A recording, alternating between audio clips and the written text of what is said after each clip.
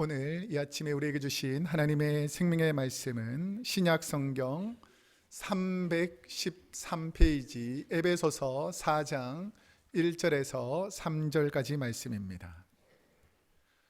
제가 하나님 말씀을 봉독해 드리겠습니다. 하나님 말씀을 경청하시기 바랍니다.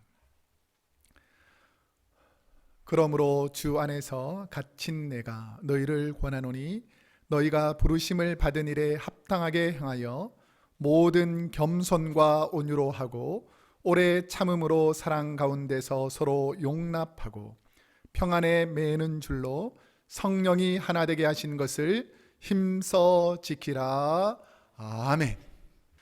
오늘은 에베소서 4장 1절에서 3절까지 말씀을 중심으로 비전 세 번째, 성령님이 만드신 행복한 하모니라는 제목으로 하나님의 말씀을 선포하도록 하겠습니다. 누가 만드신이라고요? 성령님이 만드신. 한국에서 미국으로 이민 오신 분들의 특징을 제가 어저께 북가주 재직 세미나에 오신 그 강사 목사님한테 듣게 됐어요. 제가 참 공감이 되는 말이더라고요. 한국에서 잘 사시다가 모든 가족과 친척을 뒤로하고 미지의 땅 미국에 오신 분들은 보통 용감한 분이 아니라는 거예요.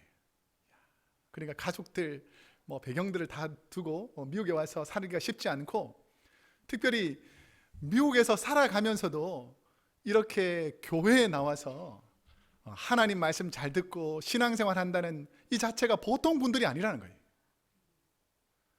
이렇게라도 우리가 위로를 좀 받아야 되지 않겠습니까? 남들이 어떻게 생각하든지 간에 그래, 이미 와서 이렇게 산다 이런 것이죠. 그러니까 나름대로는 지혜도 있고 능력도 있고 살아가는 힘이 있는 분들이 와서 이 미국 땅 척박한 곳에서 살기 때문에 이민 세대들은 세상 어느 곳에 가서도 살 수 있는 힘이 있다는 거예요. 그 말에 제가 참 많이 공감을 했습니다. 근데 한 가지 더를 제시하더라고요. 또 이민 오신 분들이 얼마나 대단하고 위대하신 분들입니까? 그렇다 보니까 웬만해서는 남의 말 안 듣는다는 거예요. 내가 제일 똑똑하기 때문에, 내 생각대로 살아가기 때문에 웬만해서는 남의 말을 잘 듣지 않는 특징이 있다라고 말씀하시더라고요. 서로 다른 모습과 환경을 가진 우리를 하나로 묶기란 쉽지가 않습니다. 혼자 있는 것에 익숙하고 오랜 기간 동안에 한 곳에서 같은 습관과 경험에 익숙해져 있기 때문에 다른 사람과 함께 있는 것 자체를 불편해합니다. 예를 들어서 가정에 누군가 손님이 오거나 다른 분이 며칠 동안 있는 것 그 자체를 되게 부담스러워하고, 누구가 방문하는 것 그 자체도 되게 힘들어하는 것이죠. 그러니까 옛날에는 대가족 제도가 있어서 오픈해서 지나가는 사람들이 쉬어가는 사랑채도 있고 이런 여러 가지 교류하는 문화가 있었는데, 요즘은 워낙 개인적으로 폐쇄적으로 살다 보니까 자기 가정의 삶에 누군가 들어오는 그 자체를 싫어한다는 것이죠. 혹시 이런 서로 다른 것을 하나로 묶는 여러 가지 도구가 있습니다. 도구. 그러니까 서로 다른 것을 하나로 묶는 도구 중에서 획일성이라는 것입니다. 한자인데 획일성. 혹시 획일성이 뭔지 들어보셨습니까? 이것은 서로 다른 것을 하나로 묶는 방법 중에서 인간들이 가장 쉽게 선택하는 것 중에 하나가 바로 획일성입니다. 이것은 외부적인 압력을 통해서 서로 다른 사람을 하나로 묶어버리는 것, 그러니까 똑같이 만들어버리는 것이죠. 제가 초등학교 다닐 때는 중고등학교 다니는 누님들과 그 형들이 잘 구별이 안 됐습니다. 왜냐하면 다 남자들은 머리를 어떻게 깎죠? 거의 빡빡으로 깎습니다. 빡빡으로. 그래가지고 뒤에서 보면 다 동글동글하게 생겨가지고 누가 누군지 모릅니다. 옷은 다 뭐 입죠? 어떤 교복이죠? 색깔이? 까맣다기보다는 좀 시꺼먼. 그래서 뒤에서 모자 쓰고 이렇게 쭉 다니면 누가 누군지 거의 구별되지 않는, 그러니까 획일적으로 다 이렇게 똑같이 만들어 놓은, 이것을 획일성이라 그럽니다. 제가 지금도 기억이 나는데, 저희 누님이 인도 선교사로 계신데 초등학교 다니기 전부터 머리를 한 번도 자른 적이 없어요. 그러니까 계속 머리를 길렀습니다. 그 초등학교 6학년 때까지 머리를 기니까 얼마나 머리가 길고 이렇게 찰랑찰랑 다녔겠어요. 근데 중학교에 들어가는 순간 아주 큰 비극이 닥쳤습니다. 뭐죠? 머리를 자르라는 거예요. 머리를 잘라. 근데 그 오리엔테이션에 가보니까 머리를 자르는 위치를 알려줬어요. 뭐죠? 다 아시네. 귀 밑, 제가 정확히 자기하는데 2cm인지 3cm인지 잘 모르겠지만 귀 밑에 몇 cm를 자르라고 그랬어요. 그 머리를 누가 잘랐을까요? 옛날엔 미장원에 잘 가지 않고 우리 어머니가 그 옛날에 보면 가위 중에서 검게 생겨서 길게 생긴 큰 가위 있지 않습니까? 이걸 가지고 최대한 그 몇 년 동안 길렀던 머리를 잘 보관하려고 짧게 귀에 이렇게 쫙 맞춰가지고 쫙 잘랐어요. 딱 자르고 나니까 우리 누나가 막 대성통곡을 하는 거예요. 귀 밑 3cm로 자르라 그랬는데 왜 2cm로 잘랐냐면서 그 1cm 줄을 가지고 막 엉엉 우는 거예요. 이것이 바로 획일성으로 사람을 만들어갈 때 생기는 문제들입니다. 그러니까 보기에 편하게 다 똑같이 만들어라, 이런 것이 바로 획일성입니다. 한국 남성들에게 획일성을 강조받는 곳이 또 있습니다. 어디죠? 군대입니다. 군대. 남자들은 군대에 가면 계급이라는 상하관계의 질서를 만들어 놓고 상관의 명령에 너의 생각을 다 접어놓고 무조건 시키는 대로 말을 들으라는 거예요. 20살에 가깝도록 한 번도 제대로 부모님 말씀을 안 듣던 친구들이 군대 오면 말을 잘 듣습니다. 왜 그럴까요? 계급, 힘, 외부적인 압력으로 막 엄청나게 강하니까 말을 안 들을 수가 없는 거예요. 그런데 이 말을 듣는 것이, 똑같이 만들어 놓은 것이 좋아 보이지만 그렇지 않더라는 거예요. 오히려 사람들이 단순하게 돼버리고 강력한 독재적 요소가 지배하는 곳이었기 때문에 시간이 지나면서 사람들이 막 화려하고 다양하고 좋은 영향력을 미치는 것이 아니라 자기 영향력이 다 줄어버리고 그냥 비슷비슷한 사람들로 바뀌어가는 것이죠. 자, 이런 것을 바로 획일성이 만들어낸 문제라고 합니다. 문제. 서로 다른 마음과 생각을 가진 우리가, 서로 다른 습관과 경험과 배경을 가진 우리가 그러면 어떻게 하나님 앞에서 아름다운 하모니를 만들어낼 수가 있겠습니까? 혹시 최근에 나와 방법과 생각이 달라서 사소한 문제 때문에 마음이 상하거나 화를 낸 분들이 있다면 오늘 말씀을 통해서 상대방을 이해하고 서로 회복과 치유를 경험하는 우리 성도님들 되기를 축복합니다. 그러니까 서로의 다름을 인정하지만 서로가 아름답게 조화를 이루어가는 것, 이것을 바로 하모니라고 합니다. 성도를 분열시키려는 사탄의 속임수에서 우리가 가져야 될 마음의 자세, 오늘 본문에 보면 2절 말씀에 우리가 어떠한 마음의 자세를 가져야 되는지 나타나 있습니다. 한번 읽어보겠습니다. 시작. 모든 겸손과 온유로 하고 오래 참음으로 사랑 가운데서 서로 용납하고. 제가 오늘 본문을 읽으면서 이 부분에 나오는 것 중에서 4가지를 계속해서 말씀할 거예요. 잘 기억하시기 바랍니다. 아직 보여주면 안 되고. 악기를 연주하기 전에 반드시 먼저 하는 게 뭔지 아십니까? 튜닝이죠. 튜닝. 연주하는 사람이나 그 연주에 맞추어 노래하는 분들에게 튜닝이 되어 있지 않다, 그러면 얼마나 불편한지 모릅니다.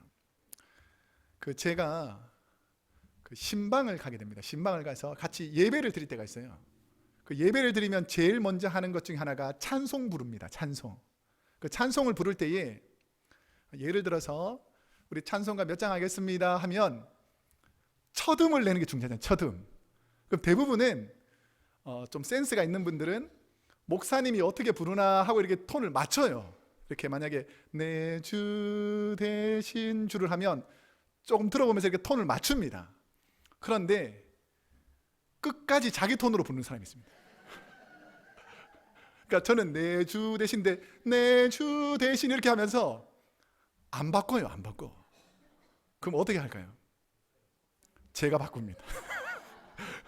제가 바꾸는데 또 어떤 현상이 벌어지냐면 나는 바꿨는데 안 바꾸는 사람들이 또 몇 명이 등장하거든요.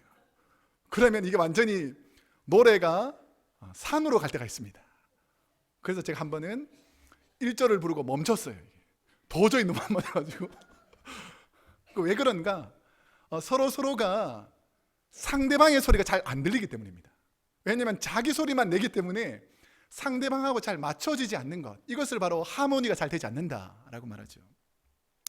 그래서 사람들은 남자, 여자 혹은 고음과 저음에 따라서 성가되는 내부로 크게 말하면 4개의 소리 파트로 나눠져 있죠. 뭐죠? 여성들은 소프라노하고 알토, 그 다음에 남자들은 테너하고 베이스. 이렇게 소리를 나눠 놓은 이유는 뭐냐면 나는 높이 내고 싶은데 소리가 원래 높이 안 가는 사람들이 있지 않습니까? 그러니까 그런 사람들은 베이스를 부는 것이고, 나는 낮게 내고 싶은데 저 같은 경우는 낮은 음이 잘 안 나거든요. 그래서 높게 내는 것을 테너, 이렇게 소리가 자기 음역대에 맞춰가지고 소리를 내어서 성가를 부르는 것을 하모니라고 합니다. 하모니. 이 하모니는 획일성과는 다릅니다. 외부를 통해서 똑같이 만들어낸 것이 아니라 본인이 가지고 있는 다양한 개성들, 은사들을 가지고 하나님 앞에서 자기의 영향력들을 자기의 수준에 맞게끔 잘 만들어내는 것을 바로 하모니의 조화라고 말하는 것이죠. 오늘 본문에도 보면 성도들에게 4가지 하모니, 우리가 하나 되기 위해서 4가지 하모니를 제시하고 있습니다. 한번 보시면 4가지 하모니 한번 읽어보겠습니다. 시작. 겸손, 온유, 오래 참음, 용납. 이 4가지를 제가 계속해서 설명할 거예요. 여러분에게 또 가끔씩 여쭤보게 될 겁니다. 4가지가 뭐라고요? 겸손, 온유, 오래 참음, 용납.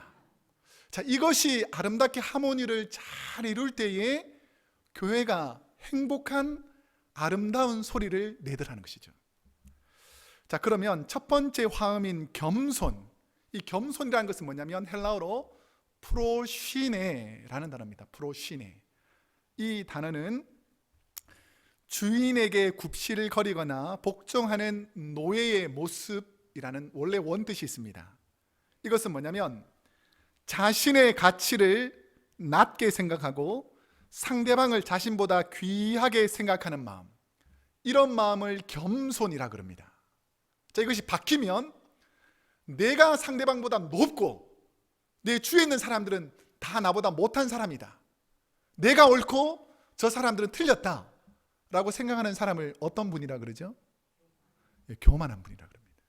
교만한 분의 특징은 자기 보이스는 내지만 주위 사람들의 소리를 잘 듣지 않습니다. 왜냐하면 내가 다 아니까, 내가 똑똑하니까. 그런데 겸손한 분들은 뭐냐면 내 목소리를 낮추고 주위 사람들의 소리를 들으면서 조화를 맞추는 거예요. 조화. 이것이 바로 겸손, 헬라어로는 프로시네라는 것이죠. 이 사람이 참 겸손하다라고 할 때 어떤 사람이 겸손한 분일까요? 주위 사람들에게 잘 섬기고 잘 맞추어 가는 사람들을 이 원의미로는 겸손한 사람이라는 것입니다. 미국 교회 성장 전문가 중에서 톰 레이너라는 박사가 있습니다. 이분이 최근 교회를 통해서 새 가족들이 교회를 잠시 떠났다가 다시 교회로 되돌아오는 이유를 이분이 한 5가지 정도로 정리해 봤어요. 그러니까 왜 교회를 떠났던 분이 다시 교회에서 잘 정착하는가를 정리해 보니까 5가지 분명한 특징이 있는데, 저도 새로운 가족들에게 관심이 많다 보니까 왜 새 가족들이 교회에 잘 정착할까를 관심 있게 봤습니다. 근데 이 5가지를 보니까 의외로 어렵지 않고 우리가 충분히 할 수 있는 일입니다. 한번 들어보시고 실천해 보시기를 축복합니다. 우선 첫 번째는 갑자기 쏟아지는 비에 당황했는데 누군가 날 위해 우산을 들고 마중 나와 기다려줄 때, 이 교회 좋은 교회구나 생각되고 예상치 못한 작은 친절에 마음이 움직여지더라는 거예요. 새 가족들이 무슨 대단한 일 때문에 교회에 정착하는 것이 아니라 누군가가 우산 하나 받쳐주는 이 따뜻한 마음이 느껴질 때에 교회 정착하더라는 거예요. 두 번째는 뭐냐면 교인들이 점심시간에 초대해 주었을 때. 우리 교회는 안 그런 것 같지만 제가 볼 때는 그렇습니다. 드시는 분들하고만 다 모여 있어요. 그러니까 먹는 분들 외에는 이게 변화가 거의 없습니다. 그러면 새 가족들이 딱 식사를 하려고 가려고 할 때에 어디로 갈지 우왕좌왕할 때가 많거든요. 그랬을 때 좋은 게 어떠냐면 자기들이 먹는 그룹에 그분을 빨리 초청해서 함께 식사의 자리로 초청하는 그런 교회에 잘 정착한다는 거예요. 그런데 식사 시간에 이분들이 어떠한 마음이냐면 좋은 말, 부드러운 말, 일상적인 말을 듣기를 원하는데 식사 시간을 거부하고 그 다음부터는 빨리 집으로 가게 만드는 질문들이 있습니다. 어디서 오셨어요? 애는 몇 시예요?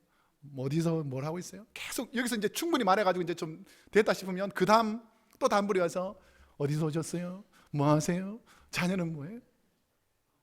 또 들어왔으면 또 물어보고 또 물어보고 또 물어보고. 그러니까 내가 불편한 얘기를 자꾸 물어보니까 정색이 잘 안 되는데 좋은 교회는 쉽게 대화를 열고 교제할 수 있는 이런 질문들을 많이 한다는 것입니다. 그렇게 하기를 축복합니다. 그 세 번째는 사람들이 나를 위해 기도해 줄 때에 평안함을 느낀다는 거예요. 나는 나 혼자인 줄 알았는데 교회에 가니까 누군가가 나를 위해서 기도하는 그룹들이 있구나 라고 할 때에 마음의 안정을 느끼고 정착을 한다는 거예요. 네 번째는 교회에서 쿠키나 빵 같은 작은 선물이지만 정성이 느껴질 때에 마음이 움직여진다는 것이죠. 마지막 다섯 번째는 목사님과 새신자실에서 이루어진 대화가 참 자기에게 따뜻하게 느껴질 때, 그러니까 목회자들이 새 가족들을 잘 환영할 때에 새 가족들이 잘 정착된다라는 것이죠. 그런데 제가 짧은 목회를 하면서 제가 성도님들을 유심히 살펴보면 새 가족들을 향한 이러한 모습은 모두 겸손한 성도들, 성숙한 성도들에게 나오는 공통적인 특징이라는 것입니다. 교만한 분들에게는 이런 특징이 나타나지 않습니다. 자기 이야기만 가득 차 있죠. 근데 겸손한 분들은 연약한 자들의 소리를 듣는데 마음이 열려 있더라는 것이죠. 우리의 그런 겸손이 있기를 축복합니다. 이 두 번째 화음은 온유라는 것입니다. 온유. 이 온유라는 헬라어는 프라오테스라는 단어인데 친절한, 너그러운, 예의 바른을 의미합니다. 힘이 없어 연약한 그런 의미가 아니라 강한 자신을 누르고 조절해서 상대방을 부드럽게 섬기는 자세를 온유함이라고 말합니다. 제가 한번 여쭤볼게요. 첫 번째가 뭐였죠? 겸손. 두 번째가 온유죠. 이 온유함에서 우리가 조심해야 될 것이 뭐냐면 저 같은 경우에는 이런 상황에서 내가 그렇게까지 말할 필요가 없고 그렇게까지 흥분할 필요가 없는데 진짜 아무것도 아닌 일에 흥분하고 화를 낼 때가 있습니다. 저만 그런가요? 여러분들은 화 안 내죠? 안 내는 사람이 어디 있겠습니까? 누구를 한번 부탁드려볼까요? 우리 문지선 권사님은 화 낼까요? 안 낼까요? 안 낼 것 같죠? 남편한테 가서 물어보세요. 세상에 화를 내지 않거나 분을 내지 않는 분은 거의 없습니다. 그런데 이것을 얼마나 잘 조절하느냐가 중요하죠. 저는 화가 날 때마다 늘 묵상하는 부분이 바로 뭐냐면 주님의 마음입니다. 주님의 마음. 주님은 화를 낼 만한 충분한 상황들이 너무너무 많았습니다. 예수님을 모욕했습니다. 모욕할 이유가 전혀 없는데도 불구하고 예수님을 모욕하는 사람이 있습니다. 여러분, 남을 모욕하는 말을 하지 않기를 축복합니다. 이게 바로 하모니를 만드는데 아주 장애가 돼요. 그리고 예수님을 좋지 않는 소문으로 막 퍼뜨려 갑니다. 예수님은 거짓 선지자다. 예수님은 구주가 아니다 라는 거짓 선지자라는 소문을 퍼뜨려 나갑니다. 그리고 현실을 왜곡합니다. 심지어는 창녀를 데려와서 예수님을 죽이려고 음모를 꾸밉니다. 그런데도 불구하고 예수님은 온유함으로 그 상황들을 다 이겨냅니다. 여러분 가정에 주님의 온유한 마음이 있기를 축복합니다. 세 번째는 오래 참음이라는 단어입니다. 오래 참음이라는 것은 헬라어로 마크로디미아라는 단어인데, 먼 거리를 뜻하는 마크로스와 분노를 뜻하는 디모스, 그래서 마크로디미아라는 단어는 분노를 멀리 할 때에 화함이 일어난다는 거예요. 여러분 생각 속에서 분노가 날 만한 것들, 상대방의 나쁜 감정이나 노엽게 하는 행동, 심지어 심한 잘못을 했을 때에도 화가 날 만한 상황들을 멀리 할 때에 아름다운 하모니가 이루어진다는 것입니다. 자, 세 가지 가르쳐 드렸죠. 첫 번째가 뭐였죠? 겸손. 두 번째가 온유. 세 번째가 오래 참음. 이제 세 가지 화음인데 마지막 네 번째 화음이 뭐냐면 사랑으로 용납하는 겁니다. 사랑으로 용납. 교회를 하나 되게 하고 아름다운 하모니를 만들기 위해서는 사랑으로 연약한 분들을 용서하고 받아들이는 마음이 필요합니다. 어떤 마음으로요? 사랑으로. 사랑으로 용서하는 마음이 있어야 돼요. 이 사랑으로 용서하는 마음이 사라지게 되면 하모니가 잘 이루어지지 않습니다. 열왕기상 12장 6절에서 15절에 보면 솔로몬 왕이 세상을 떠난 후에 아들 르호보암이라는 왕이 됩니다. 근데 아버지 솔로몬 시대에는 성전을 건축하느라고 7년 6개월을 많은 사람들을 불러가지고 노역을 시키고 세금을 많이 거뒀습니다. 그런 다음에 7년 6개월이 지나서 13년 동안은 자기의 궁을 짓느라고 또 노역을 시키고 세금을 많이 거뒀어요. 그럼 몇 년 동안 일한 거죠?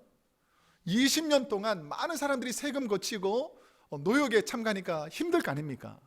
그래서 백성들을 대표한 여로보암이라는 사람이 르호보암 왕에게 와서 부탁합니다. 노역이 너무 심하니까 이제 당신이 왕이 돼서 충분히 나라가 안정됐으니까 좀 선한 정치를 베풀어 주시면 좋겠습니다 라고 부탁을 했어요. 이때 르호보암은 주변에 있는 사람들과 상의합니다. 생각합니다. 연세가 많은 원로들은 백성의 고통을 이해하고 저들의 호소를 들어주어야 한다라고 권고합니다. 그런데 르호보암과 함께 자랐던 젊은이들, 오늘날로 말하면 신세대들, 머리가 막 돌아간다는 이기적인 사람들, 이런 사람들, 그 친구들이 뭐라 그러냐면 백성들을 더욱 혹독하고 엄격하게 다뤄야 한다라고 조언합니다. 이때 르호보암은 너그러운 말, 덕스러운 말을 듣지 않고 자기에게 유리한 말, 자신의 힘이 드러나는 말, 거짓으로 왜곡된 말을 듣고 더욱 혹독하게 백성들을 힘으로 자기 밑에 하나 되게 하려고 만들어 갔습니다. 그럴 때 어떤 일이 벌어진 줄 아세요? 여로보암과 함께 북쪽의 10지파가 르호보암을 떠나버립니다. 그래서 세워진 나라가 북이스라엘이라는 나라고, 이 르호보암에게는 겨우 유다와 베냐민이라는 두 지파만 겨우 남게 되었어요. 그래서 생긴 나라가 바로 남유다입니다. 사랑으로 용납하지 않을 때에 일어나는 결과는 이런 분열과 다툼과 원수매즘이라는 것이죠. 부족한 저는 목회를 하면서 수많은 소리와 조언을 듣습니다. 때로는 그러한 조언들 속에서 상대방을 생각하거나 연약한 사람들을 대변하는 소리들도 있지만, 어떤 분들은 철저히 자기중심적 이기적인 생각에서 비롯된 말들도 있습니다. 그 순간 저는 깊이 생각합니다. 이 결정이 사람을 기쁘게 하는 결정인가, 아니면 하나님께서 기뻐하실 결정인가? 하나님이 기뻐하는 결정을 해야 우리 교회에 아름다운 하모니가 나올 줄로 믿습니다. 많은 사람들이 외친다고 따라가면 안 됩니다. 힘 있는 사람이 외친다고 그것에 귀를 기울여서는 안 됩니다. 하나님이 우리 교회에 말씀하시는 그 말씀에 귀를 기울여야 한다는 것이죠. 그러려면 여러분의 볼륨을 낮춰야 됩니다. 여러분의 소리를 낮춰야 돼요. 여러분의 소리가 너무 크면 하나님의 소리가 들리지 않기 때문입니다. 그러면 겸손, 온유, 오래 참음, 용납, 네 가지 행복한 하모니를 만들기 위해서 필요한 것이 무엇인가? 우리 한번 3절 말씀을 한번 읽어보겠습니다. 시작. 평안에 매는 줄로 성령의 하나 되게 하신 것을 힘써 지키라. 제가 한번 여쭤볼게요. 네 가지가 뭐였죠? 겸손, 온유, 오래 참음, 용납. 자, 이 네 가지가 성령이 하나 되게 하는 하모니를 가지게 하는 것인데, 겸손과 온유, 오래 참음과 용납이라는 서로 다른 하모니를 평안으로 매는 줄로 꼭 묶어두라는 거예요. 이게 아무나 겸손해지는 것이 아니고 온유해지거나 오래 참거나 용납하는 것이 아니라 내 마음속에 성령님이 주시는 평안함이 있을 때에 이런 일들이 하나로 묶어져서 아름답게 되더라는 것입니다. 마치 성가대의 지휘자가 전체 소리의 화음을 조절하듯이 성령님이 인도하는 대로 아름다운 하모니를 만들어가는 일에 힘써 지키라는 거예요. 저도 이 젊은 나이에 철없이 성가대 지휘를 몇 년 동안 해봤거든요. 그 성가대 지휘할 때 제일 힘든 분이 있어요. 어떤 분인 줄 아세요? 집사님, 어떤 분이 제일 힘듭니까? 말하면 또 난처할 테니까 제가 말씀해 드릴게요. 혼자 큰 소리 내는 사람. 아무리 목소리 좋고 아무리 훌륭해도 주위 사람 소리 무시하고 막 자기 소리만 크게 내는 사람들은 소프라노 소리만 크면, 엘토 소리만 크면, 테너나 베이스 소리만 크면 안 되잖아요. 지휘자가 말하는 게 뭐죠?